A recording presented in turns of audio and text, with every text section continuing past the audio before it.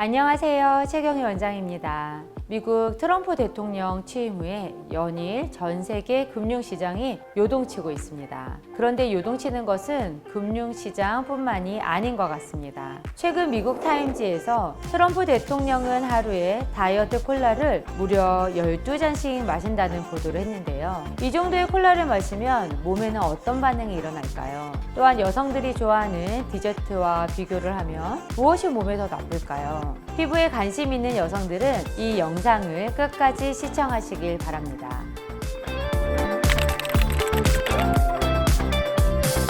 트럼프 대통령의 콜라 사랑은 아주 유명합니다. 직무실에는 콜라를 주문하는 코크 버튼이 따로 있을 정도로 콜라 매니아인데요. 그런 트럼프 대통령의 건강검진 결과가 나왔는데 햄버거, 콜라를 즐겨 먹음에도 불구하고 매우 건강하다고 합니다. 이 밖에도 조 바이든 역시 고령임에도 콜라를 즐겨 마셨고 세계적인 투자가 워런 버핏 또한 콜라 사랑으로 유명한데요. 심지어 워런 버핏은 조 바이든보다 무려 12살이나 많은 고령입니다. 이 밖에 엘비스 프레슬리, 뉴키즈 언 더 블록, 그리고 무하마드 알리, 전설적인 밴드 비틀즈는 어딜 가든 항상 코카콜라가 있으면 좋겠다라는 조항을 계약서에 명시할 정도로 콜라를 사랑했다고 하는데요. 지금까지 말한 콜라 매니아들의 공통점 보이시나요? 바로 모두 남성입니다. 남성들이 콜라를 좋아한다면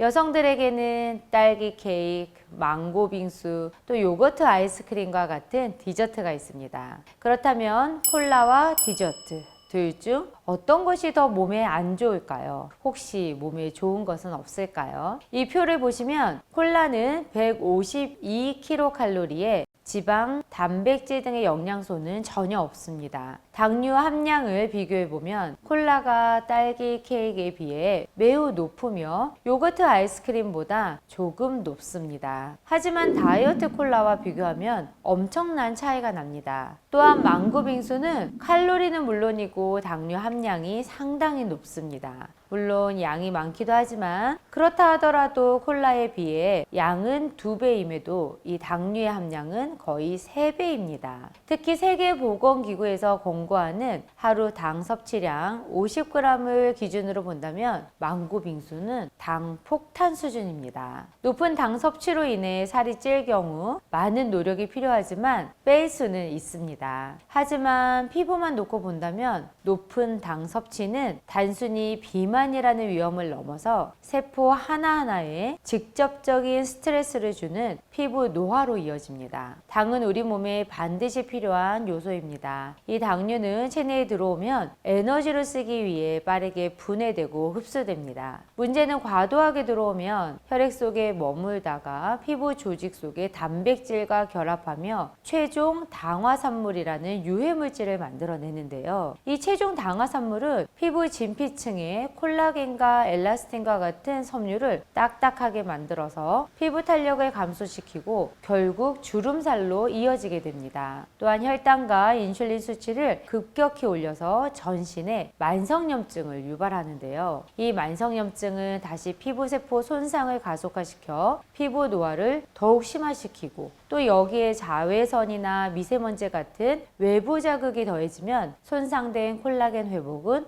더욱 더뎌집니다. 결국 잔주름이 더욱 늘어나고 시간이 흐르면서 피부가 힘을 잃고 처지며 얼굴 윤곽은 아래로 흐르는 양상을 보이게 됩니다. 한마디로 얼굴 노화가 빠르고 심해지는 것인데요. 이를 막는 가장 이상적인 방법은 당연히 당 섭취를 줄이는 것입니다. 트럼프 대통령은 당이 0g에 가까운 다이어트 콜라를 마시는 것으로 알려져 있습니다. 아무리 당이 적다 하더라도 육류 또 햄버거와 같은 패스트푸드 역시 선호하는데요. 트럼프 대통령은 취임일 기준으로 역대 최고령의 대통령입니다. 그럼에도 여전히 건강한 것을 보아서는 혹시 꾸준히 줄기세포를 막고 있는 것은 아닌지라는 재미있는 상상도 해보게 되는데요. 앞에서 말씀드린 당은 우리 몸에 꼭 필요한 요소입니다. 다만 하루 권장량 50g만 지키신다면 여러분의 피부 역시 탄력을 지킬 것입니다. 오늘도 시청해 주셔서 감사합니다.